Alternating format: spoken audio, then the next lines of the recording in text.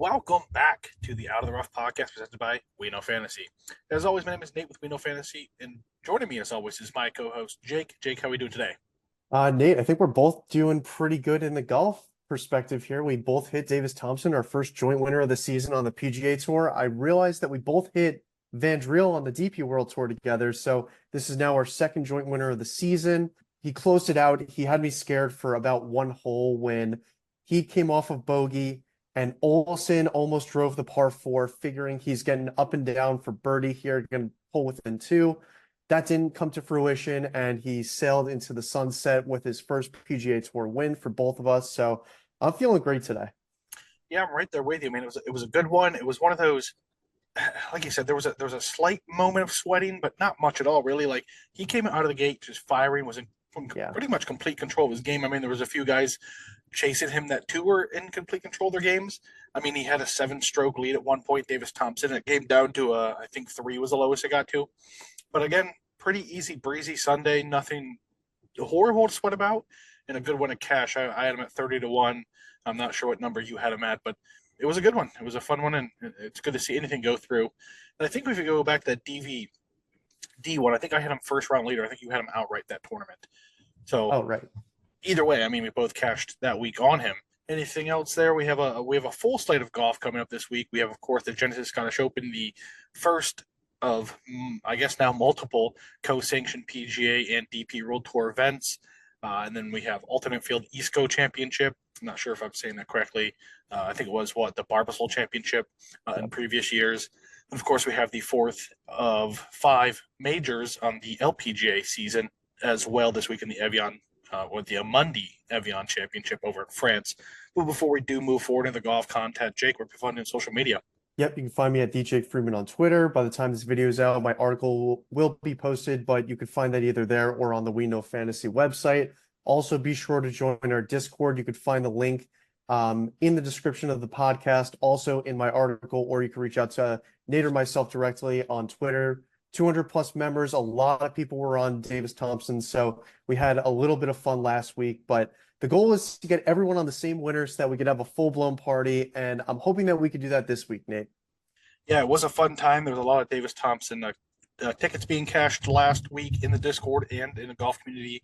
Overall, the most tipped guy, I believe, of the week on the Twitter community. So one of those the books don't like to see too often, and they're pretty far and few in between. But hopefully, we can get another one across the finish line this week as well. So hop in that Discord, chat some golf, chat some DFS, chat some betting, just in general, just a great and fun place to be for any form of betting and or golf content. Follow myself, Nate, on Twitter at WKF8. Be sure to follow We Know Fantasy on all forms of social media at We Know Fantasy. Be sure to visit We Know Fantasy Conference for more fantasy sports content, fantasy baseball, basketball, football, and NASCAR golf. Everything in between, we have you covered. Of course, my full in-depth Out of the Rough golf betting article series is on there. It's where I go in-depth each and every week of the PGA Tour, DP World Tour, and LPGA majors.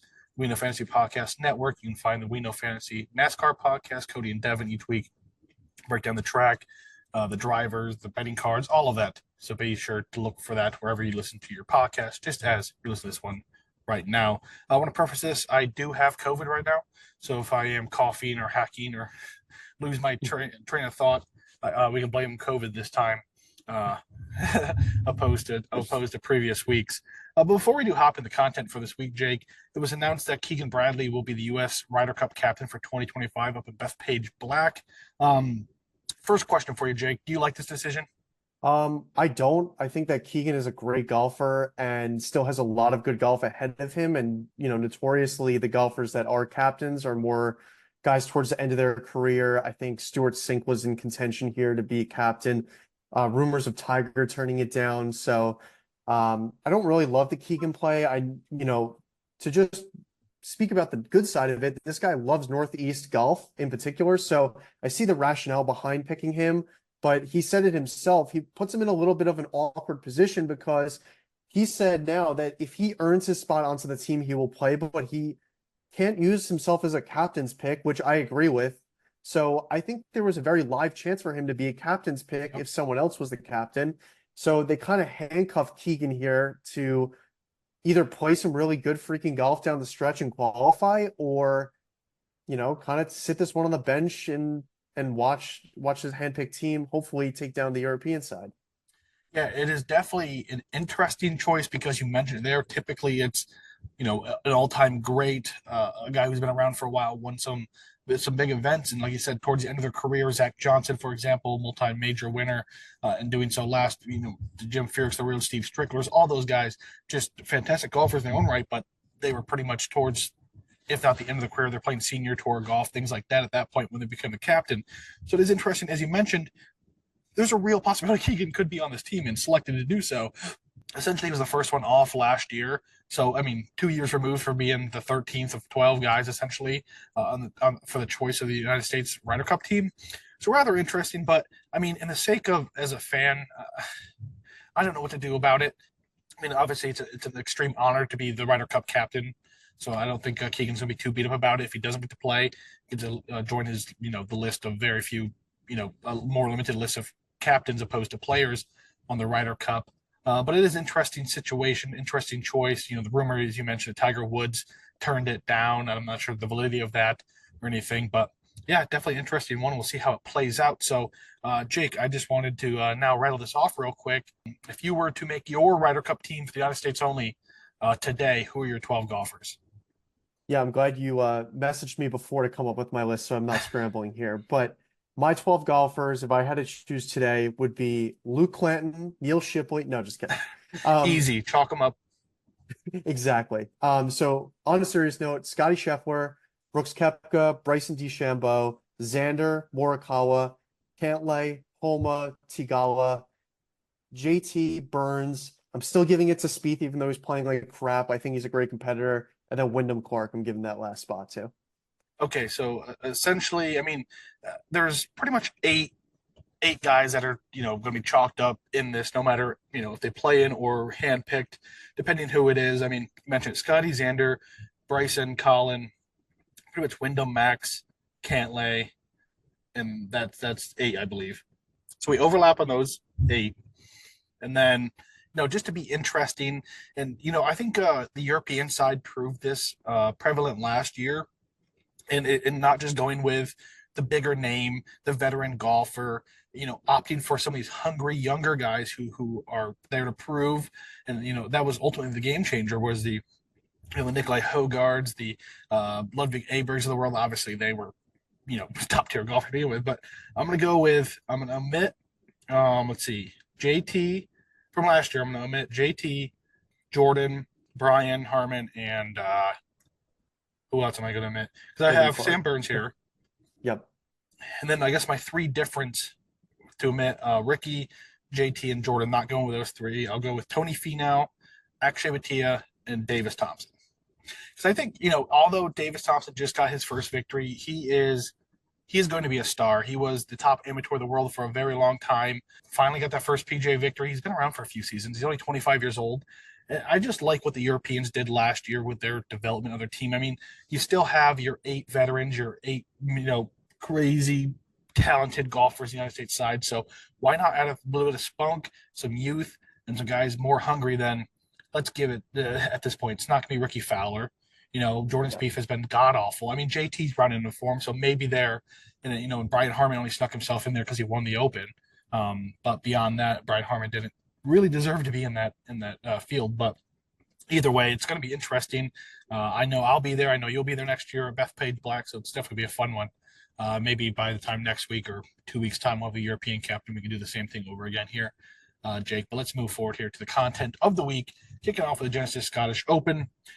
As I mentioned, it is co-sanctioned between the PGA Tour, DP World Tour. Was the first of its kind in 2022. In doing so, 75 golfers from each tour teamed it up this week. And gives the PGA Tour regulars a chance to see some links golf prior to the Open.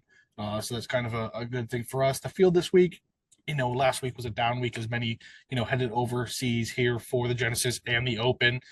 So we have a much better field this week. Of course, Rory McIlroy, defending champion of this event, chased down Robert McIntyre a season ago on the 18th green, essentially. And this is the first time we're seeing Rory since his, U.S. Open meltdown on the back nine. So we'll see what kind of form he comes out in, sees where his mental space is with the Open quickly approaching. Of course, Xander Schauffele, 2022 victor here, back this week as the second best golfer in the world. Other notable names seen up this week, we have Ludwig Aberg, Colin Morikawa, Victor Hovland, Tommy Fleetwood, and Tom Kim. Scotty Scheffler and Patrick Cantlay headlined the list of notable absentees from this week. Of course, Scotty Scheffler, we knew he wasn't going to be here, but Cantlay, something worth noting, he withdrew from last week's John Deere Classic after being kind of their pitcher boy for the event, so something worth monitoring there. Other notable absences this week include Tony Finau, Russell Henley, Keegan Bradley, and Akshay Bhatia. And there's a list of former champions here, but all of them came outside of Rory and, of course, Xander on the DP World Tour side of things. Onto the course facts. Renaissance Club, described as a modern links course that has established in 2008. Different layout, par 71, 7,293 yards. But what makes it unique is there's only 4 par 5s, 5 par 3s, and 9 par 4. So a unique makeup that we're not accustomed to seeing on a golf course. Tim Doak design. This is arguably his most notable achievement in the world of architectural career. Courses he has also designed include Memorial Park in St. George. The course has become the home of the Scottish Open and DP World Tour, the Scottish Senior Open and the European Senior Tour, and the Ladies Scottish Open on the Ladies European Tour as well. So it is a well-versed track across all aspects of golf on the European side of things. This marks the 6th consecutive year that the Scottish Open's been held here. So it sits just outside of Edinburgh and on the coastline near the and is exposed to the Northern Sea. So swings in weather, winds can change from day to day, minute to minute, hour to hour. Coastal winds, especially being here in Scotland with the ever-changing weather to begin with. Fairways are wide and generous, but do run firm and fast, and is the typically way of link style courses. As it breaks down, we're going to talk about, the penal, tall, fescue, the pot bunkers, anything that you can correlate to a link style golf course. It's going to be here this week. You need above distance off the tee, essentially, not the end all. We saw Brian Harman, poke his way around last year to win the 150th Playing of the Open. Includes reachable par 5s, reachable par 4s, par 5s, or 5 par 4s over 450. The greens, bit tricky here. Subtle intricacies. It's going to cost some fits, even the world's best. But yeah, again, just link style golf course. You need some short game, you need around the green work, and you need some plus distance off the tee. The weather really will play its hand into this. I mean, we saw Xander Schauffele 2022 win here at -7, and then we've seen, I think Brent Weisberger won here in 2019 at -22. So it's a completely different course, whatever the weather decides to do. So we'll see what we have this week. I think at the time of writing this, there are some slight chances of rain, 30, 40, 20%. Nothing absolutely crucial or crazy, but that's what we're accustomed to seeing when it comes to Scottish golf anyways. But yeah, low temperatures. So I don't think it's going to be anything crazy. I think maybe a mid-teens type of winter this week. I don't think it's going to push itself into the -20s. I don't think it's going to be extremely low either. But yeah, Jake, anything about this course, field, and event you want to mention before we move forward? Yeah, I guess just one thing to piggyback off of that. I just saw a tweet come across my feed about the weather this week and how, some people think it's going to play.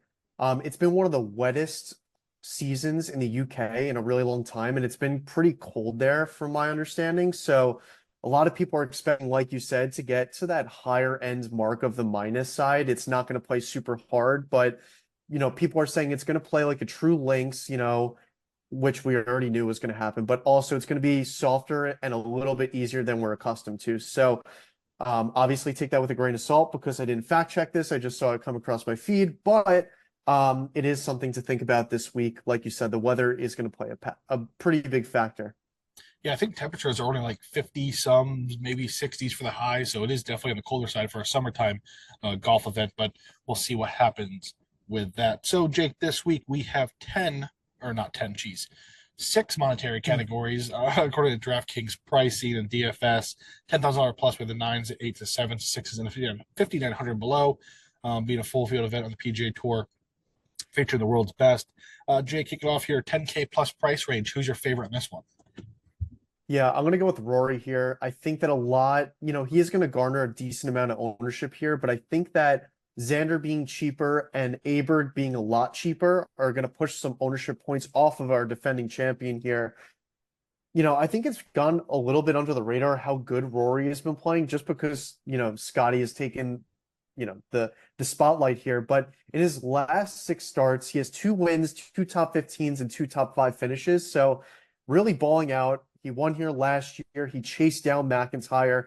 Rory's MO is coming from behind and absolutely taking a tournament, which is exactly what he did last year. I'd be a little worried to see Rory with a lead at this tournament because he's not known to really hold on to them well. But anyway, on the season, he ranks second in shots gained off the tee, 25th on approach, 40th around the green, and 35th putting. So above average, well above average in all of those categories. I think he's by far the best golfer in this field. And if I can get even a slight bit of ownership discount with people going with Xander and Aberg, I'm going to go to Rory here.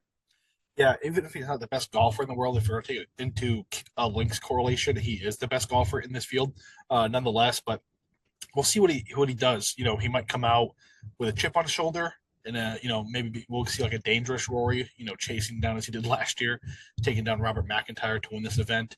Yeah, I do like the play. I think there will be a slight ownership discount because of one, the price, and two, the last time we saw him was a U.S. Open. There wasn't anything in between to really make us forget about that. A lot of short-term memory stuff. So that's the last time we got to see Rory. So a lot of that hanging around, but I'll just simply go with Xander Schauffele here, second most expensive guy, in my opinion, second best golfer in the world. So outside of the rain short 18 Pebble Beach Pro Am and the Zurich Classic, he has played 14 events this season, has placed top 25 in all of them. There's not much else to talk about. Super consistent, the most well-rounded golfer in the world. There is not a weakness to his game. We saw him get across the finish line, the PGA. He's been hanging around events all season long. Just a ton of stuff here. 11 top 10s through 14 events as well, and six top fives in those 14 events. Just a super consistent golfer. And this is what you're getting. There are those type of golfers who, like a Rory McIlroy, some weeks where you're paying 11,000, but there's a chance of him missing the cut and blowing up. You're not going to miss the cut with Xander Schauffele. He's going to, you're going to get your high ownership with him. You're going to spend a lot of money on him, but you're at least getting the top 25, which is crucial when it comes to DFS. Getting your top guys just not blowing up on you and getting across the finish line with a decent standing. I think Xander does that with the best of them, and that's where I'm going with him this week. Yeah, Xander is completely course proof at this point. We have to bring him up each and every week because he just does everything so well. A past winner here. And going back to the tweet that I mentioned that this is playing a little bit easier, people were giving Xander some crap that the PGA Championship was playing easier. What more fitting way to add another win under your belt at a course that should be playing more difficult than it is with the Xander win. So I do like him this week. I do think he has very legitimate win equity. And that being said, he's a great DFS play for that reason as well. Perfect. So let's move forward to the 9K price range. Kicking off here, I'm going to go with this guy's going to have a decent ownership. That's Tommy Fleetwood, 9.9 alone, a higher number than we would like. But again, if we look at the course history here, T6th last year, T4th in 2022. So the two times that the PGA Tour has been here at this event, he has top six or better. This is Tommy Fleetwood. This is link style golf. This is a guy who goes on the DP World Tour, every spring and wins an event here or there.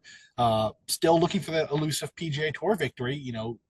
Countless runner-ups. Him and Cameron Young may have the most runner-ups without a victory on the PGA Tour at this point. But he's knocking on the door. He plays links extremely well. The links fits his game, of course. That's what he grew up playing. That's what he's been around most of his life. 25th around the green. He is 10th in scrambling, 28th in three-putt avoidance, 30th in ball striking, 49th tee to green. Just the list goes on. He's also in some decent form as well. He's rattled off 4 consecutive top 25 finishes coming to this week. 15th in his last out of the Travelers Championship, T16th U.S. Open, T20th Memorial Tournament, and 21st RPC Canadian Open. Not crazy, not top fives, top tens, but rather consistent coming to a golf course he knows very well with 2 top sixes in the last 2 years. And in some decent form, I think this very well could be the week Tommy Fleetwood finally gets his name in the win column of the PGA Tour. Yeah, I don't even know if I'd want to count it because it's co-sanctioned, and that's why I think Fleetwood actually has some win equity here. But that being said, he has 2 starts on the DP World Tour in the year 2024, a win at the Dubai, a T14 at the Hero Dubai Desert Classic. This guy just loves international play and can't seem to get it to click on U.S. soil. So I do like the play here because we are in Scotland. His course history here is awesome. You mentioned it, the 2 times it was on the PGA Tour, a T6 and a T4. And back in 2020, when this was a DP World Tour event only, he finished solo second place. So again, comfortable on the course, not in the United States, should be auto click to Tommy Fleetwood. I'd just be a little weary about his ownership percentage. I think it's going to come in rather high, so I wouldn't be too exposed to him. But if you'd like to match him up with my play here, Matt Fitzpatrick at 9K, I think he's going to come in at the lower end of this just because he has had such a disappointing season. When Yes. we think of Fitzpatrick, we think of, all right, he'll be in the mix like 3 or 4 of every 5 tournaments. And this year, it's been more like 1 in every 5 tournaments. You know, especially in his recent form, in his last 5 starts, he has a T5 at the Memorial, and then his next best finish was a T36 at the Travelers. So really struggling. I'm not exactly sure. I'm looking at his course, or sorry, at his numbers through every tournament. There's not something you could just pinpoint. It looks like there's just not everything's clicking at the same time. The putter goes a little bit cold, and that's when the off the tee gets hot. And then the off the tee gets hot and the approach gets cold. So it just seems like a bit of mismatch for Fitzpatrick. There's not any glaring issue that like, holy crap, like he's completely lost the around the green game, for example, like Jordan Spieth. But sorry for the low blow, Jordan. That was a stray bullet here. But Fitzpatrick, link style golf, what he's comfortable with, similar to Fleetwood. He loves to play overseas. He grew up on link style, and also his course history here is great. He missed the cut last year, but a T6 in 2022, a T2 in 2021, a T14 in 2019. So has some good finishes here. I'm looking for him to catch that week that he's in form and get himself back comfortable with his game here. Yeah, he's been one that's burnt me so many times this year because the value has always been there because he's playing so bad. So you're going through the odds or you're going through this, you're in the 8K price range. You see a Matt Fitzpatrick, you're like, dude, I got to hit that button, Yeah. 60 to 1. You're like, Matt Fitzpatrick, 60 to 1. There's no way of taking this number. And there's reasons why he's down there this season. He's not been playing some great golf. But if there's ever a time for him to get it back on course, and he's just a student of the game, right? He is so meticulous with everything he does and the tracking of every shot and figured out where he needs to improve that it's going to turn around at some point for Matt Fitzpatrick. So why not do it when he gets, comfortable in some link style? And of course, his game fits that extremely well. Do like to play, and the ownership number, of course, is going to be rather limited because of what he's proven this season, or I guess what he hasn't proven this season. Yeah. We're on in the 8K price range here. Jake, who are we leading off with? Yeah, I'm just kind of surprised when I saw some projected ownership out there. I have to go with Sungjae Im here at 8,500. I'm seeing sub 10%. I think that's for sure a play because he started 2024 awful, and we're totally not used to seeing that with Sungjae, and he has totally gotten it to click over the past couple of weeks, and it's really, really nice to see. We're back to the old Sungjae Im, playing every single week and being in contention. But over his last couple of starts, I mean, his last 9 starts, he has 1 win, which was not on the DP World Tour or PGA Tour, so take that with a grain of salt. But 2 top 5s, 2 top 10s, 2 top 15s, just playing some really awesome golf. Everything is really there for him. The 2 missed cuts he has in his last 9 starts, the putter has gone absolutely ice cold, which the other starts, which I like to see, he's gaining over a stroke per round with. So, you have your good weeks with the putter, you have your bad weeks. He can pop either way with them. So you got to, take the risk here, in my opinion. But on the season, even though he started it ice cold, he's 25th off the tee, 95th around the green, 95th on approach, 35th around the greens, and 83rd in strokes gained putting. So that strokes gained putting number, I think, is a little diluted because he's had some real blow-ups. But I really like where his game is at right now, and I think that this is a really good chance for Sungjae to win. Yeah, we know that Sungjae is a world-class ball striker, as good as they come with the irons in his hand on approach. It just comes around to what the putter does for him in any given week. He's been around for a while. He's won some events, and he's going to be a guy that's going to be in contention, out of nowhere. It's just a model of consistency with Sungjae. And again, it just comes down to what the putter does, and you've mentioned there he has the ability to get plus numbers with that putter, and that's all he needs to do. We talk about it often with a lot of these guys that they're so good elsewhere with their games that if they can find just a +1 or +2 with their putter, they're going to be contention to win. I think Sungjae can do that. He's been a popular name across a lot of tournaments this last few weeks in doing so. But yeah, love to see him back in contention because he's one of those fun guys to watch on the PGA Tour. I'm going to go with a guy who I've talked a lot of flack about recently, and that's Aaron Rai. Last week I mentioned on this podcast that I don't think Aaron Rai has real win equity on the PGA Tour, and again proved that for me going into Sunday as everyone just lapped him as he stood still, and everyone just blowing him out of the water. Him and who was his playing partner? The same thing. It wasn't Ben Griffin, or was it? No, Ben Griffin kind of went nuts too. Right. It was Aaron Oh, Ryan. Eric Cole. Eric Cole. Eric Cole, yeah, I think Rye finished like -1, and Cole was like even or +1. But either way, this is the course that Rye has won on. He won here in 2020 as part of his DP World Tour. We know at this point he is playing some of the best golf of his career, although the Sundays don't suggest that. He's had some real chances to win in the last few weeks on the PGA Tour, hasn't been able to put a good Sunday together, but last four outings: T7 John Deere, T2 Rocket Mortgage, T19th U.S. Open, T14th RBC Canadian Open. Some great run of form there for Rye, heading to an event that he has won. Although in the DP World Tour, this is still an event that draws a better field than most DP World Tour events, playing right before the Masters, or excuse me, the Open. So you're getting a lot of the PGA Tour veterans, a lot of the PGA Tour regulars here to play this event each and every year. You mentioned there Tommy Fleetwood was like runner up to him in 2022 or 2020 or whoever, maybe Matt Fitzpatrick, I think you're talking about. But either way, we do get to see a lot of the guys in this field. But I mean, Rye is playing great golf. He is 7th on tour and approach, 10th tee to green, 11th in ball striking, 17th in scrambling, 27th in par threes. He's checking all the boxes. And what we don't like about Aaron Rai is the putter. The putter's been pretty awful his entire career.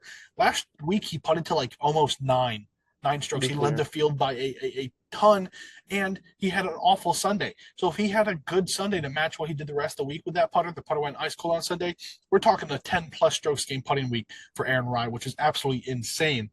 So he's nowhere near the 70th in strokes game putting, which, again, you mentioned maybe a bit diluted because of a massive week like last week. You don't see numbers like that often. But either way, he's finding his way with the putter.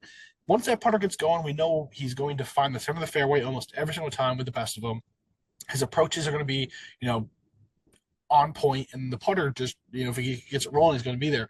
Again, don't think he wins this event, but this is a course he's comfortable at, of course, link style for Aaron Rai, and playing some great golf. So that's where I'm leaning towards this week in this price range. Yeah, you got to ride the hot putter of Rye because everything follows suit with him usually, and he's been playing, like you said, just some awesome golf in a previous winner here. So love the DFS play. Hate the outright play. So if there's anyone playing Rye at whatever he is now, 40-1 or something, please. And you know what? I might get this clipped. I might, this might be my demise here, but please don't play Aaron Rye at 40-1. That is a crazy number. You can get a lot better value on last week's winner. Davis Thompson is still sitting at 60-1. I think that's a way better route than Rye. Yeah, I mean, I can't say much. I'm playing Tommy Fleetwood in the outright market at like 28-1, who has never won the PGA Tour. So I'll just skip past that argument for the week. And I mean, you kind of just preluded into my guy here, Davis Thompson, for the 7K price range at 3,900. Have to go with him, man. Won last week. Even prior to that was a T2 at Rocket Mortgage. So yeah, win last week, T2 Rocket Mortgage, T9 U.S. Open, T27th Memorial, T17th Charles Schwab, and T2nd Myrtle Beach. This guy's on a heater. He is, as I mentioned when I talked about him, the Ryder Cup, he was once the top amateur of the world, has been fantastic at the University of Georgia. He's going to be a regular on the PGA Tour. He's a guy that has, superstar potential, in my opinion. We saw what he was able to do with a lead in his first, attempt at winning the PGA Tour. It's been very easy for him to throw that away. What was it, a 2-stroke lead to open the day, and he absolutely was complete control. I mean, the first green just buried, buried of like a 45-footer on his first hole. I mean, he had like through those 5 holes where he went -4, whatever it was, he hit like 110 feet of putts and doing this. Yeah. So it was absolutely insane. It was so much fun to watch. I know that event was kind of a bit of a snooze fest last week because of the stupid low scoring, but watching Davis Thompson through those first even 7, 8, 9 holes of that event was just fantastic. 7,900 you mentioned there, if you're playing Aaron Rai at 40 and someone like Davis Thompson, who literally just won and did so in handily fashion, a guy who has a ton of win equity on the PGA Tour, and dare I say someday potential major caliber player out of someone like Davis Thompson, in my opinion, I have to go with him here. I know the ownership may be a little bit higher just because, a lot of people have short-term memory. They're going to see Davis Thompson last week winner, 7,000, whatever, hit that button. And it's not like it's just that victory. It wasn't like he was, T40, Yeah, T57 win. He was first, second, seventh, ninth, 17th, 14th. Like he's been littering this for a trending. long time. He's a fantastic golfer. I just couldn't leave someone like Davis Thompson in the 7K price range unnoted. Yeah, 100%. I agree with you. My only concern, because I fully endorse the Davis Thompson play. I'm going to be on him, and I'm keeping my chips on the same token here. I'm going to put a little bit on him in the outright market because he treated us well last week, and if he happens to go back to back, I don't want to look stupid taking my chips off. But just a little cause for concern here. According to what I'm looking at, I don't think he's ever played overseas. Like the furthest he's played was like Mexico or Punta Yeah. Cana. So this might be his first time playing international golf. Obviously, there's some link style courses in the United States that I'm sure he's played, and I'm sure this guy's gone on vacation with his family and played a few rounds overseas, but he's never played competitive golf in Europe. So it's just a little bit of food for thought coming off of the win. Monkey off the back finally gets it done.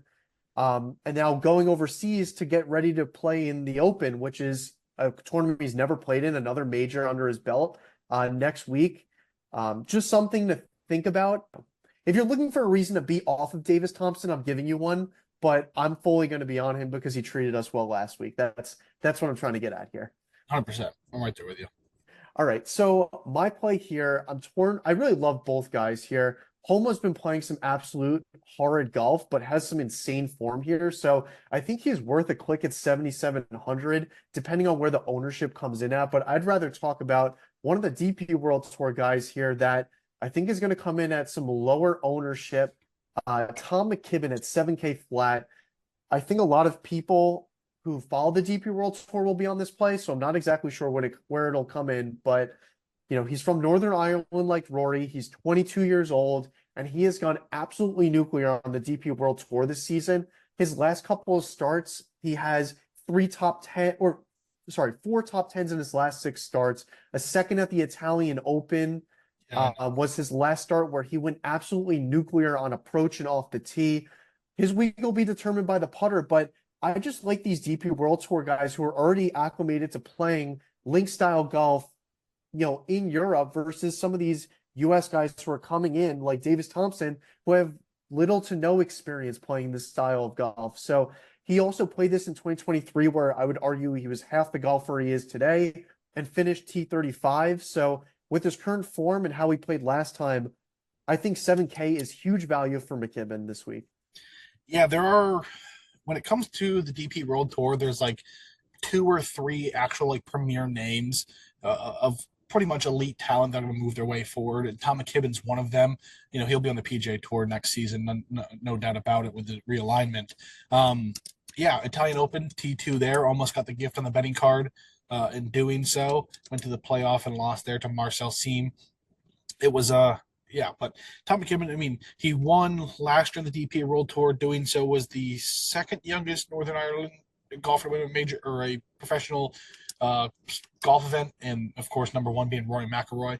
So he's getting a lot of love in doing so. But again, just correlating the link style, these guys who are already over there don't have to get accustomed to a 5 hour at least time change. If you're from the East Coast, it's at least 5 hour difference, maybe four. I'm not sure where Scotland falls, but at least a five, right? So don't have to really do that. Some of these guys are pretty close to home. They're used to these environments, used to these tournaments. I mean, a lot of guys from the United States are coming from not only time zone difference, but they're coming from 80, 90 degrees, during the summer here playing dry golf, and it's going to be wet and 50 some degrees. Hit a club, sting up your hands a bit. Things like that can really go a long way when these guys, such as Tom McKibben, already have things set. But yeah, absolutely love that play, and I have a few DP World Tour guys moving forward myself in the 6K price range. Before I do hop into that guy, though, Jake, it's your turn to kick this off. Oh, all right. I'm gonna take I'm gonna stick with my DP World Tour guys for these next two ranges here. 6K range, I'm going with Keita Nakajima, 6,300. Another guy who's just been playing some awesome golf on the DP World Tour, who's going to come in at some low ownership because a lot of people who only follow the PGA Tour are going to be like, who the hell is this guy? I'm not even going to bother to look at his stat profile or how he's been playing. But His last five starts: a win at the Hero Indian Open, a T11 at the Honda, a miscut at the PGA Championship, which is fine, a solo six at the European Open, and then a T20 at the BMW International Open. This guy is solid off the tee, solid on approach, and a solid putter. I mean, it's the around the green game, in my opinion, that's going to determine how his week goes. But again, at 6,300, you're getting a very, very, very solid golfer at low ownership that can help you win a DFS contest this week. Yeah, these DP World Tour guys are going to offer extreme value this week. You mentioned there, Tom McKibben alone is going to be a guy next year when he gets on the DP World Tour that's going to be, routinely close to 8, mid sevens. That's the type of talent you have. So you're getting the guy again like Nakajima, who very well could be on the DP or on the PGA Tour again next season himself at very low sixes. I love the play. I was on him last week at the BMW, of course, T20 there. But again, early win at the Hero Indian Open, which was one of the hardest courses the DP World Tour played this season. So love to see that. And, just Japanese golf right now is at an all-time high with a lot of the guys they have going on. And I know I talk about it often, but it's so fun to see. I'm going to go with this is probably the most popular of the DP World Tour guy, and that's Rasmus Højgaard, twin brother Nikolai on the PGA Tour. 6,800 though. I even have an outright on Rasmus to win. But again, if you're not familiar with the DP World Tour, you're not familiar with his game. He is still, he's still an elite talent. He's fresh off a fourth place finish in his last round of the KLM Open last time we saw him. But desert golf links great to link style golf, right? Pretty fair assessment there. So what Rasmus has done earlier this season, he placed second at the Ras Al Khaimah, T8th at the Bahrain, T6th at the Qatar Masters, T11th at Dubai Invitational, and T11th at the Hero Dubai Desert Classic. Absolutely loves desert golf. There's no doubt about that. Even Nikolai, who went on to win the DP World Tour Championship last year in the desert as well. These guys love desert golf, but desert golf correlates directly to link style golf because the makeup of the courses and the waste areas and the tall native grasses and small and fast and firm conditions. It's just what correlates directly. So I think Rasmus is a great play here at 6,800, and I have him in the betting card at 100 to 1. Absolutely love the play. And again, the ownership may be a little bit higher because he's probably the most notable of the DP World Tour guys just because his brother is on the PGA Tour. And just, namesake alone because he has a twin brother and they're both professional golfers has made some storylines across the world of golf that way. But I could not click on my guy Rasmus 6,800, so that's where I'm going on this one.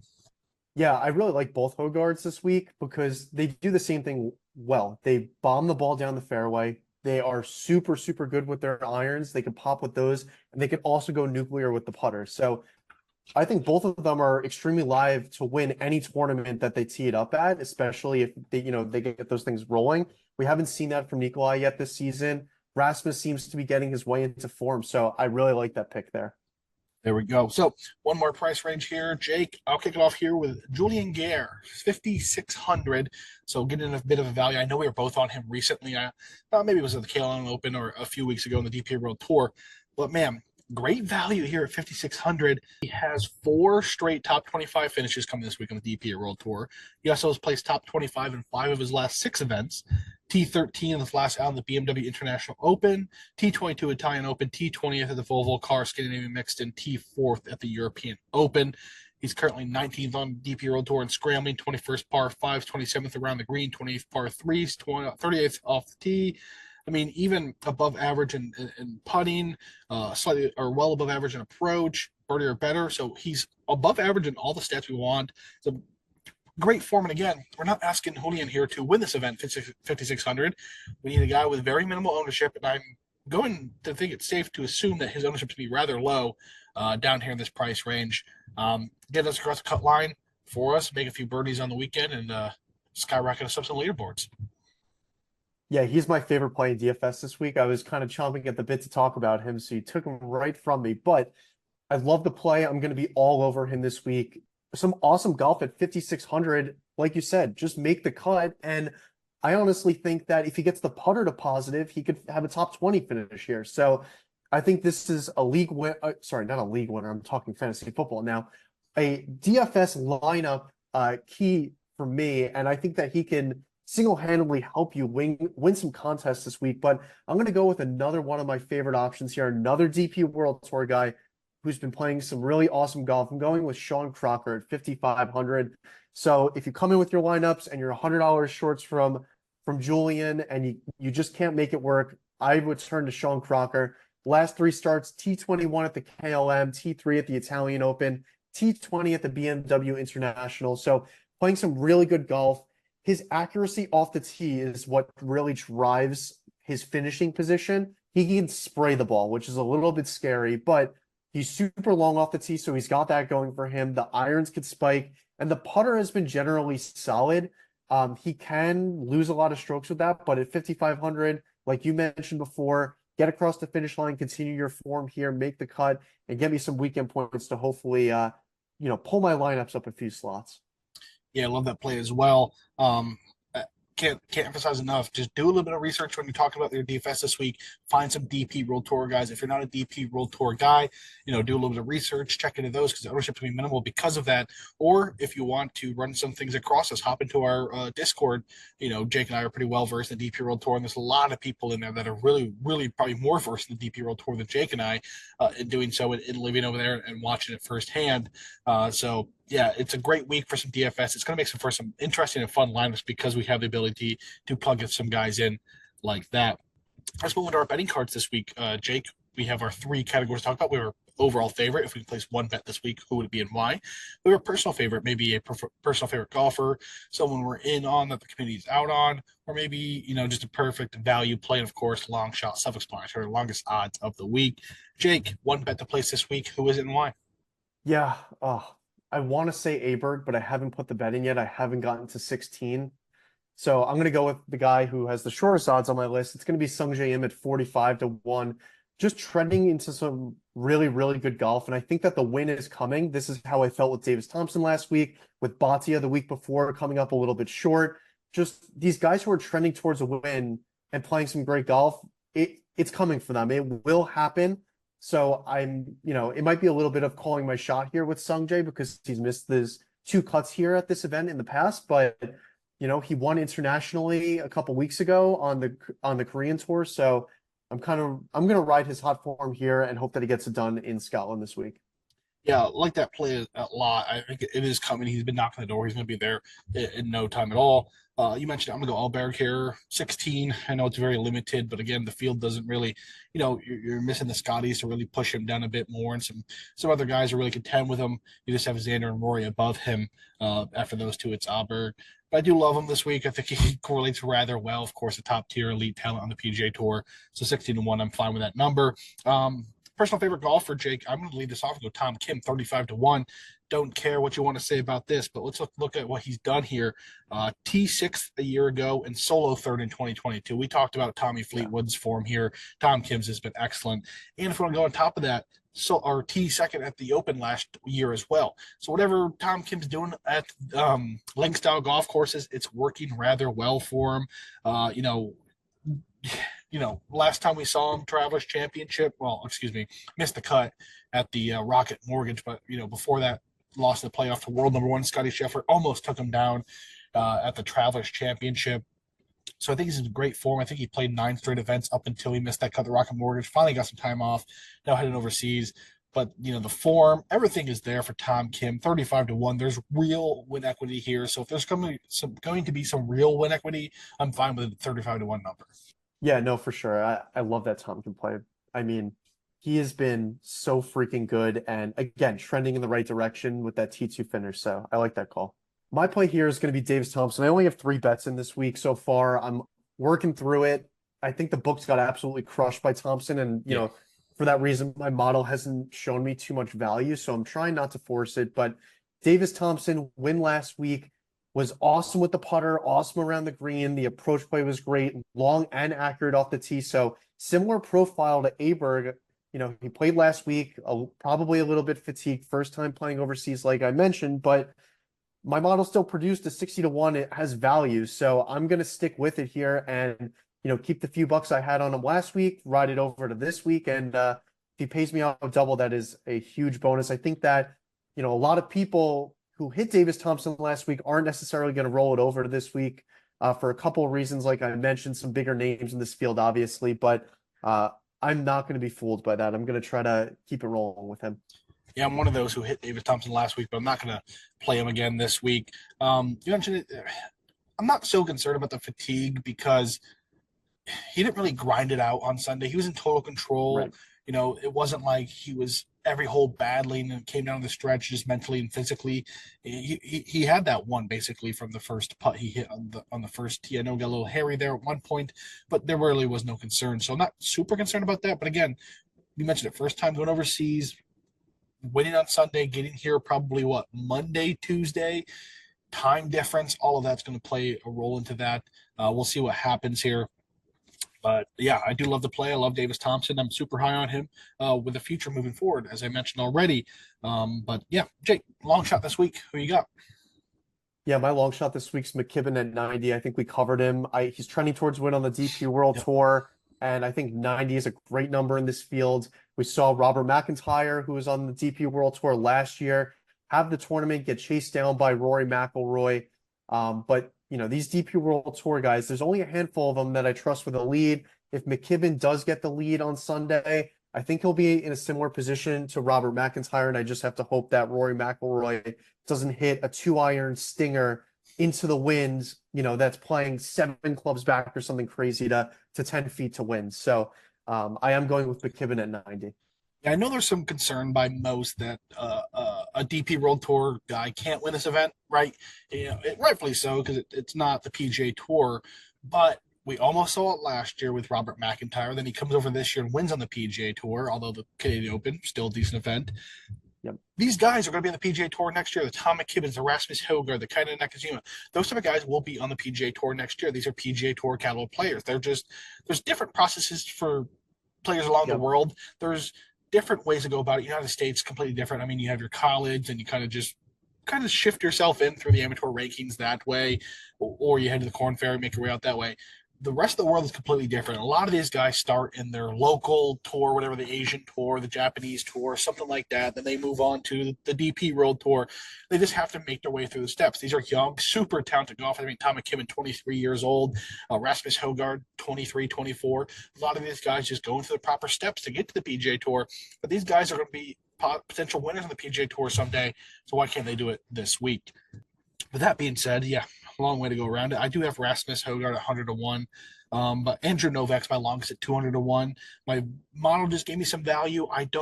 It's hard for me because I've been in a stance that, Andrew Novak's just kind of a statistical darling. He pops in a lot of models because he does a lot of things well rounded, right? I don't know if it's some real win equity, but a 200 to 1 number I couldn't leave it out there for what my model was telling me. My model was treating me very well the last 3-4 years I've been doing this. So there are some times that I've hit some decent winners when I've been like, there's no way. Why am I doing this? Blah, blah, blah. Place a number on there. Just have to, respect what that little spreadsheet I made tells me sometimes. So it told me to do this week. So I have to go ahead and do it.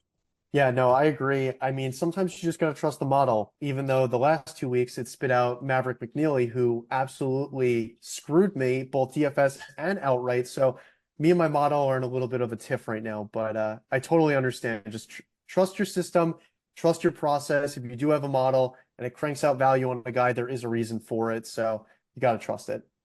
There we go. All right, Jake, anything else about the Genesis Scottish Open before we move forward? Nope, I think we covered it. All right, we still have some more golf to talk about. Alternate field event, we have the Eastco Championship, formerly the Barbasol Championship. So Eastco Championship, what is it? The Keene Trace Golf Club, the championship course there. We've seen it since 2015, since the tournament's inception with the Barbasol hosting it. Now Eastco, another co-section event between the PGA Tour and DP World Tour. I think there's 50 slots reserved for DP World Tour guys. It's never all 50 filled. The last 2 years that we've seen this, with it playing opposite the Genesis, this event used to play opposite the Open, but when the Genesis Scottish was introduced, it moved to that slot. Replaced, I think, was the Scottish or the Sanderson Farms, I think, was in the slot before. I could be wrong. All right, so the field this week, of course, being a co-sanctioned event between the PGA Tour and DP World Tour, we have 50 guys from the DP World Tour over here. But again, most of the premier names from both tours will be teaming up at the Genesis Scottish Open this week. So we have some lesser names from both tours, PGA Tour and betting lines. Jake, I know you've had a laugh about this. The amateur Luke Clanton is the odds-on favorite to win this event at 16-1, I believe, is what he opened at. Absolutely insane. I know he was the first amateur since 1958 to go back to back top tens in his first two events, or just two events period on the PGA Tour as an amateur, with his runner-up last week, the John Deere Classic and T10th Rocket Mortgage Classic. But still, an amateur being the odds-on favorite to win a PGA Tour event's honestly mind-blowing. But some other notable PGA Tour names: Michael Thorbjornsen, Daniel Berger, Alejandro Totsti, Neil Shipley, and Michael Kim. Again, Neil Shipley is also an amateur, so there's that. Some names from the DP World Tour. We have Johannes Verman, whose name we've tossed around quite a bit between Jake and I on this podcast. Filippo Sealy, Sam Bairstow, Paul Waring, Gavin Green, Andrea Pavon, Jaden Schrapper, Jannik Debron, and Andy Sullivan. Vincent Norman took down Nathan Kimsey of the DP World Tour in a playoff a season ago to claim victory. Of course, Norman will not be back here this week as he's scheduled to play the Genesis Scottish Open. His victory last year has marked the 7th consecutive season that this event has been determined by one shot or in a playoff. So expect some dramatics down the stretch. So not the most notable of names staying out this week, but it's a PGA Tour event nonetheless. So the Champions Course at Keene Trace Golf Club was designed by Arthur Hills 36 years ago. Places a par 72 at 7,328 yards. Bent grass fairways here are very generous off the tee, and the rough is non-penal, which would suggest that long bombers would have their way with this event. But finding the fairway has actually been more important than hitting the ball as long as you can at this golf course, as history has proven. The greens are bent grass as well, and are on the larger size. They do feature some undulations and are expected to run at about 12 on the stimp meter. Golfers will not need to be spectacular at putting here this week, but as is the case with most of these Birdie Fest golf courses, which this is exactly a Birdie Fest golf course, you're going to need a competent putter to win. Finding the greens of regulation, of course, the biggest key to victory here. You have to give yourself as many birdie chances as possible, and then when you miss a green, scrambling to save par because bogeys could be absolutely crucial. Winning scores the last five events here have been negative 22, negative 25, negative 21, negative 26, and negative 23, dating back to 2018. So expect a mid to low minus 20 winner this week. Looking for some dry conditions here in Kentucky for this event. But Jake, anything else to add about this event before we move forward? No, this is a really tough field. I definitely had to do a lot of digging here to even try to find some plays, but I'm excited to talk about them.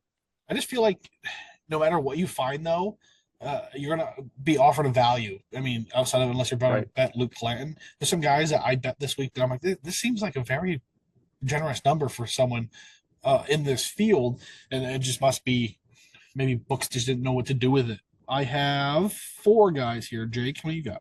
I have 1, 2, 3. I have 3 as of right now. All right. I'll kick it off here. I'm going back to Carson Youngwell, 45-1. Played him last week at 150. Had a chance to go T2 last week or even solo second, but a little rough down the stretch. But still went on for a T5. Running some form, T11th or T14th RBC Canadian Open, T32nd the Myrtle Beach Classic, T30th CJ Cup Byron Nelson as well. Can't stay away from Carson Young right now. 25th on tour in driving accuracy, 33rd birdie or better, 40th green regulation, 54th in strokes gained putting on bent grass, 65th tee to green. Around the green number, maybe a bit concerning at 143. But he did just play to about even in terms of strokes gained around the green last week at the John Deere, which was evident in a top 5 performance there. But man, a young guy playing some great golf in this field. I mean, at this point, anyone could win this golf tournament, in my opinion. So take some stabs with some of the better talent. Yeah, I'm gonna clip that last sentence you had and paste it onto pretty much every single play that I have for this week. He's playing really good in his last 2 of his last 3 weeks. He's in some solid form, and he's a bit of a merchant in these weaker field events. He had a T8 earlier this year in Mexico, which is a notoriously weak field, but Carson Young, we've seen some of his best golf in these ones, and what better time to break through than trending in the right direction after the John Deere last week. For sure. Who are you leading on your card off with, Jake? Yep, so I'm going to start my card off here with Daniel Berger at 40-1. You said it in the description. You don't need to be a good putter necessarily to win this week, and that's generally what holds Berger back. I think you were on him last week or maybe the week before. It's just one of those that he's super accurate off the tee. The irons could be there. He's trying to get himself back into form. He was off for a full year last year. We didn't see him at all. He does have some, two notable finishes this year where a T21 at the US Open and a T13 at the Byron Nelson. He's a super talented golfer. If you date back, we've seen some really good performances from Daniel Berger. We'd almost expect him to be in the Scottish Open this week, but still trying to find that form. And what better place to find it in a super, super weak field event where driving accuracy and irons could be the key to success. And the putter hasn't been awful. It's not like earlier in the year he was losing multiple strokes per round with the putter. It's been minus 0.4 per round at the John Deere, minus 0.5 per round at the Rocket Mortgage, which if you can get that putter to even or slightly positive, he could be in for a nice finish this week. Yeah, you mentioned it there. I mean, if he wasn't off for a full season, he would undoubtedly be in the Texas Scottish Open field. So you have a top tier talent compared to the rest of the guys in this field. Just he's been off for a year. It's hard to come back into golf after being off for a year and just jump back into where you were before your injuries and all of that. So I do like to play, like you said, I was on him I think 2 weeks ago, not for the same reason. So I do like that. But I'm moving on here. Chan Kim at 50-1. You mentioned merchants of these events. He did miss. He ended his skid of three straight missed cuts with a T12, the John Deere Classic last week. But earlier this year, T6 Corliss Punta Cana, T14th Valero Texas Open, T8th Mexico Open of Vedanta, and T14th of the American Express. So some good performances in some smaller field events. He's currently 18th on tour in tee to green, 25th in grid regulation. That alone right there has gotten pretty fired up. 25th or 29th in approach and bogey avoidance. He's 34th in putting on bent grass. Some good stats there. Finally got, over the run of 3 consecutive missed cuts. And again, he's just a bit of a merchant of these lesser field events. So 50-1, I think, is a fair value. And that's why I'm here on Shay Kim. Yeah, that's a great number. He's steamed all the way down to 30-1 as we speak. Cannot play with you just because of losing $20 worth, or sorry, 20 points of value there, but really solid week last week. And like you said, merchant of these weaker field events. He hasn't played at this event before, but his profile is very, very solid. He's about average when it comes to everything besides putting. And last week he gained with the putter. So if he can kind of just build off of that, he can have a good finish and win his first tournament on the PGA Tour for sure. So my next pick here is going to be Michael Kim at 40-1. He's had some really, really good course history. His recent form has been kind of a mixed bag, but again, merchant of these weaker fields events, a T14 at the Corrales Punta Cana, a T20 at Myrtle Beach, a T14th at the RBC Canadian Open. He lost the putter completely last week at the John Deere. I believe he missed the cut on the number or pretty close to it. So that doesn't, scare me away, but his 3 appearances here, a T11, a T72, which is pretty bad, but then a solo 7th in 2022. He, has the course history, has some decent finishes this year, and I'm happy to take a chance at 40-1 in a weak field on him. Yeah, definitely. If you look back at the tournaments Michael Kim has won, it's been lesser field birdie fests, right? I mean, he previously had the course record at last week's John Deere Open. Of course, that now belongs to Davis Thompson. It was minus 27 before Thompson's minus 28. That's what Michael Kim does. He shows up to birdie fest. He's like a Seamus Power type of guy who, when it comes to birdie fest, you have to keep an eye on Michael Kim because he's going to be there nonetheless. So some great value for a guy who's won on the PGA Tour and has done it at similar golf tournaments. So I do like that pick as well. A guy I'm really excited about this week is Ben Silverman, though, at 60-1. Probably my first click this week, but on the tour, he doesn't, he's 5th on tour in bogey avoidance. He's 7th in scrambling, 19th in strokes gained putting bent grass, 23rd in green regulation. His around the green has gone a little bit. I know at one point he was the best on tour coming out of the sand as well. 65th around the green, 69th in tee to green. So some good stats there. He putts very well. He has a confident around the green game. He's really elite out of the sand. But he also went T18 last week, the John Deere Classic, T17th Rocket Mortgage, T35th in Canada, T32nd Charles Schwab, T16 Myrtle Beach, T16 Cognizant Classic, T13 Mexico Open.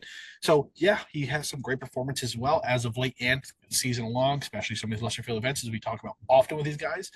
Man, I just think he has a great skill set and being so good at coming out of the sand as well as a competent putter, an elite putter, may I say, as well as being an elite scrambler, not dropping strokes. I guess the one concern would be if he could hang with them. The birdie or better percentage isn't ideal for a course like this, But man, if you get things going in your favor and you're not dropping strokes, and maybe we get another day like the final day at the Rock and Mortgage Classic where no one's making ground, but you're playing your consistent golf, you can sneak your way into a leaderboard position. So I do like Ben Silverman 60 to 1. Yeah, I didn't necessarily take a deep dive into him, but what I'm seeing, it kind of all is pointing towards him. So I really like this play. I'm probably going to hop on with you. He did get to 18 under last week, so that is promising that he can pour him in. That being said, obviously, Davis Thompson won at like 10 strokes higher, but you know, putting in 18 birdies is no small, accomplishment there. That is something to hang your hat on there. So I do like this call out. I did add another play, so now I'm at 4. As you were Okay. talking, a guy jumped into my head, but I'm gonna go with, Luke Clanton's been on fire, and if Shipley didn't miss the cut last week, he probably would be a co-favorite or pretty close to the top. So I'm happy to turn to him at 65 to 1, playing some really, really awesome golf. Sorry, did not have his profile up, so this is bad commenting. But he started on the PGA Tour. He kind of took us by storm.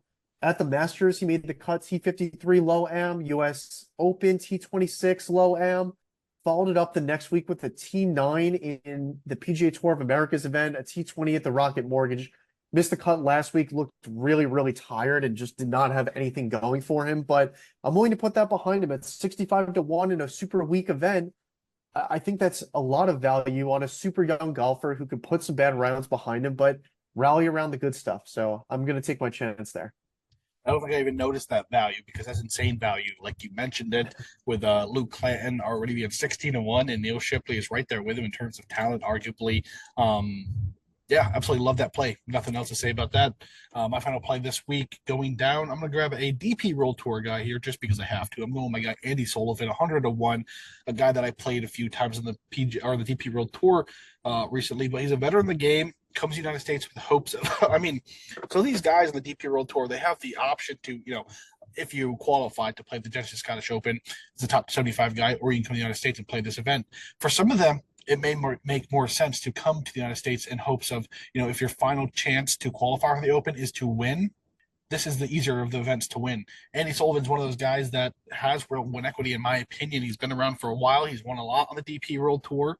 Some good form coming this week. He comes in this week on the back of back-to-back missed cuts, but prior to that, T4th at the Volvo Car Scandinavian Mixed, 4th at the Porsche Singapore Classic, T4th STC Championship, T7th at Alfred Dunhill Championship on the season. Currently 9th on the DP World Tour, and driving accuracy is very accurate with the ball and green regulations, top 10 there. 31st in scrambling, 40th around the green, 42nd in putting. Just some great stats. A guy who's done this, been there, done that, and kind of just fighting for his chance to play at the Open, because without a victory this week, he's not going to be there. So I like the mindset of him coming over here with a big chip on his shoulder, get it done to go back home and play in the 151st play of the Open Championship. Yeah, I like the play. It really depends on his irons because, those could go really, really sour for him really, really quick. But in his finishes that he's, top 4 or top 5 this season, he's gained with his irons in all of them. So if those go positive, I really like the call out. He definitely has win equity. Like you said, 100 to 1. I think that's a great number. Similar to you, I couldn't leave this event without taking a DP World Tour guy. So I'm going with the guy that I've stuck with pretty much all season long. It's Johannes Veerman at 90 to 1. I think that's a huge number for a guy who's had some really, really good finishes on the DP World Tour this season. If I'm playing the likes of McKibben and Guerrier and all those guys on the DP World Tour in Scotland, how can I not do the same here in a much, much weaker field event at the ex-Barbasol champion at the ISCO championship? So Veerman has 4 top 10 finishes this season, tack on another 2 top 20s to that. Playing some really good golf. It's been a little bit lackluster for him his last 2 weeks, but that being said, super long off the tee. The irons can get super hot. The putter is where it is a bit of a disaster for him, losing multiple strokes per round with that. But if he gets it even, similar to like we just mentioned with your play, the name just escaped me, Sullivan. And this whole, yep. Yep.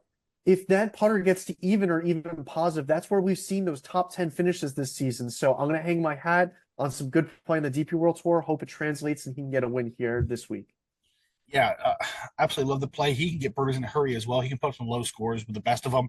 Absolutely love that play at a big number, 90-1. Not gonna go against that whatsoever. Absolutely love that play. May even find my way in my card after being presented with that. But yeah, that's it for the ISCO Championship. Anything else here, Jake, before we get on to our last event? All right, the last event is the Amundi Avion Championship of the LPGA, the fourth of five majors, making it the penultimate, big word there, major of the season. The only, what am I trying to say here? Golf major in the continental Europe. I always want to say the continental Europe, but continental Europe. It is held in France, of course. I'm just trying to get things to load. I'm trying to scramble. I know we do this often, don't we, Jake? This is great content for our listeners. Yep. Yes. So, the Evian Les Bains in France plays host and has done so since this event's inception in 1994. It's been ongoing for 30 years and has had major status since 2013, co-sanctioned between the LPGA and the LET, which is the Ladies European Tour. This event was previously held as the final major of the season for the LPGA between 2013 and 2019, but moved to its penultimate slot in 2019. Field this week, a lot of storylines. Celine Boutier last year claimed a major on home soil, doing so by 6 strokes over 2022 winner Brooke Henderson. Lydia Ko won her maiden major here at the age of 19, making her, or 18, excuse me, making her the youngest major winner in all of golf history. In-Gee Chun holds the record for the lowest 72-hole score, not only here, but in any LPGA major at -21, doing so in 2016. We have world number 5, Amy Yang, making her first appearance since claiming her maiden major victory at the KPMG Women's PGA Championship in Washington not too long ago.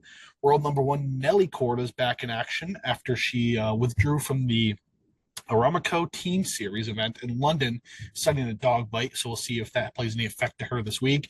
World number 8, Charlie Hole, withdrew from her last event as well, citing a shoulder injury sustained from a quote-unquote nasty fall. Lexi Thompson is the most notable name absent as she announced her retirement from the game following the PGA Championship. So in all, 132 golfers this week complete the field and fight for their share of $8 million and a $1.5 million check to the winner. On to the Evian Resort Golf Club, one of the most stunning pieces of golf the world has to offer. Located in Evian Les Bains, Haute-Savoie, in southeast France. This stunning venue offers dazzling views of the nearby Alps and Lake Geneva. It makes it one of the most picturesque venues in the world, often ranks as one of the best golf courses / resorts in the continental Europe. Par 72, 6,693 yards. Underwent an $8 million renovation in 2012-2013, spearheaded by architect Steve Smears in European golf design, enhancing the tees, fairways, greens, and bunkers. There's some chance for some significant weather this week. I think 90% chance of rain on Saturday with some thunderstorms, 40% on Thursday, 60% on Saturday. So expect some wet, maybe some delayed conditions here in France. We'll see how things go. But yeah, before we hop into betting, Jake, anything else to add here? No, I only have one bet in, so this will be mostly you. Okay, so I'm leading things off here with Afia Fickle, 14-1. Didn't have the best showing in their last outing at the KPMG Women's PGA Championship, but she followed that up with a victory at the Dow Championship. So coming in this week, she won in her last appearance on the LPGA. Prior to the PGA Championship, she also placed T8th at the Mayor LPGA Classic, 4th at the ShopRite LPGA Classic, T6th at the U.S. Women's Open, T7th at Mizzou America's Open, and T12th at the Chevron Championship. 4th on tour in green regulation, 6th in average scoring, 8th in par 5s, 25th in average driving distance. So some great form, has done very well at the U.S. Open and the Chevron, 2 of 3 previous majors. One of the premier names in this field, and if Nelly Korda comes in here a bit hampered, there's a real shot that gets it done. Jake, I'll go with 2 here since I have 4, then I'll let you hop in the middle there before I finish her off. Someone I'm really interested in this week is Allie Ewing at 25-1. Currently one of the hottest golfers in the world, not just of the LPGA, but the entire world. She has placed in the top 5 in 4 consecutive events coming to this week. She placed 2nd at the Dow Championship, T5th at the KPMG Women's PGA Championship, fourth at the Meyer LPGA Classic, and T3rd at the U.S. Women's Open. So not only has she placed top five in four straight events, she placed top five in the last two majors of the season, including that extremely challenging U.S. Women's Open at Lancaster.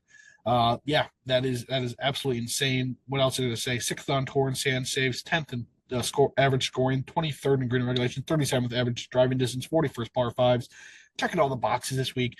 A decent number too at 25-1. But yeah, I guess that leaves it to you, Jake. What's your number or your play here? Yeah, I actually like that play. I'm gonna hop in on that one on Ewing. So I guess that'll bring it to my second play here. I'm turning to Minjee Lee at 35-1, and I actually have her as a single, and I parlayed it with Minwoo, her brother. So to try to get the lead duo here, that would be a fun ticket to have. Did not put any serious money on that, please. I don't necessarily endorse that to like put your life savings on, but Minjee Lee is a previous winner of this event, I believe. She's also played some Yes. solid golf. T24 in her last appearance at the PGA or KPMG PGA Championship, missed the cut at the Meyer LPGA, but then had a T9 at the US Open for the LPGA, a T7 at the Cognizant. Had some solid finishes earlier in the year too. I think that we're getting some value at 35-1 for a past winner, so I figured I would just take a single bullet shot on her this week. But looks like I'm going to add Ewing to that card as well. Yeah, no doubt about it. I mean, she has real win equity. That's Minwoo, not Minwoo Lee, Lee there. Yeah, love the play, love the value at 35-1. Former winner, former major winner. Can't really go wrong there. My next play is Hannah Green at 40-1. She was my first click this week, man. Just popped in my model completely. She's in some great form as well coming this week, dating back to late April. She has not missed the cut in 6 events, including a victory at the JM Eagle LA Championship and a runner-up performance at the Mizzou Americas Open. She also placed T16th at the U.S. Women's Open, T18th at the Cognizant Founders Cup, T24th at the KPMG Women's PGA Championship, and T27th at the ShopRite LPGA Classic. Currently fourth on tour in average scoring, 8th in green regulation, 28th in putting average, 30th in sand saves, 31st in average driving distance. Checks the boxes I want for this week with some great form and win recently on the LPGA Tour. Man, do I have 5? I guess I had 5. I lied to you, Jake. I don't even know what I was doing here. All right, Patty. All right, I'm going to absolutely butcher this one. Patty Tavatayankit, 66-1. She's the other Taiwanese or Thailand women's golfer up there. In her last 4 outings, she has a top 10, 2 top 15s, and 3 top 25s. She placed T7th at Mizzou Americas Open, T12th at the Cognizant Founders Club, T24 at the KPMJ Women's PGA Championship. On the season, she also won the Honda LPGA Thailand and placed T8th at the HSBC Women's World Championship. 8th on tour in par fives, 12th in driving distance, 13th in scoring average, 15th in putting average, 68th in green regulations. Checking those boxes. And my long shot this week is Gabriella Ruffles, 90-1. She missed the cut in her last out in the Dow Championship, but prior to that, made the cut in 5 consecutive events prior. In those 5 events, she placed third at the Cognizant Founders Club, T3rd at Mizzou America's Open. She also placed T17th in the Mayor LPGA Classic and made the cut both the KPMG Women's PGA Championship and the U.S. Women's Open. She also placed T3rd earlier this year at the Fear Hill Series Pack Championship. 20th on tour in putting average, 26th in scoring average, 29th sand saves, 50th par 5, 55th driving accuracy, and 59th green regulation. So that's my 5 woman. I didn't even know how many people I had on my betting card this week, Jake. There's 5 for you. Yeah, it's been a fun LPGA season. Haven't hit one, but it's been a unique one as well. Of course, Nelly Korda dominated things to start, and then with U.S. Women's Open kind of just fell apart. We haven't really seen her since. So we'll see if she makes her way back this week or not. Yeah, I'm one of those people that don't follow the LPGA tour outside of majors, but I'm just looking at the odds board. Lydia Ko, 80-1. That feels like last year she'd be like a co-favorite. I just checked her recent form has not been great. At the beginning of the year, she was fine, but 80-1 seems like a huge number against, she is a star. Like I do trust her and believe that if she is playing good golf, she could win. So I might sprinkle a little bit on that 80-1 too. She's definitely a popular one because of, again, the name value with the number next. I'm not going to shame anyone for playing 80-1 on someone as talented as Lydia Ko. Recent form suggests otherwise, but man, you can click in a moment and she get right back to where she's been in years past at a big number. So go for that. So, yep. All right, Jake, where can people find you on social media one more time? Yep, you can find me at DJ Freeman on Twitter. My article will be posted there for the week on the Scottish Open. I'll post my outright cards, my matchup plays. You could also find those in our Discord. Link will be in the description of the podcast or in my article to join 200 plus members in the Discord. Great community there. Be sure to join be as active or not active as you'd like. It's just a good resource to have, in my opinion, for outrights, DFS, golf in general, any sport, anything at all. So be sure to join that, completely free to do so. Right there with you. Hop in the Discord. Great place, great tool to have at your fingertips that costs $0 and has nothing really against you. So be sure to check that out. Be sure to follow myself, Nate, on Twitter at WKFNate. Be sure to follow We Know Fantasy on all forms of social media at We Know Fantasy. And until next time, guys, we'll see you.